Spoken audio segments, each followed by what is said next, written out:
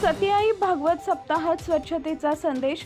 शेलू बाजारात पवन महाराज खोडे यांच्या पुढाकारानं गावाची स्वच्छता। मंगळूरपीर तालुक्यातील शेलू बाजार इथं आराध्य दैवत श्री सतीआई भागवत सप्ताहानिमित्त पवन महाराज खोडे इसापूर यांनी स्वच्छता व व्यसनमुक्तीचा अनोखा संदेश दिला।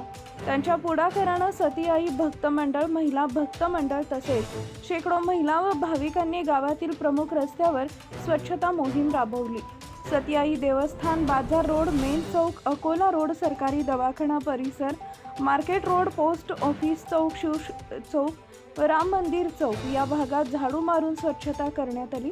तसेच परिसरात सुंदर रांगोळी काढून भक्तिमय वातावरण निर्माण करण्यात आले।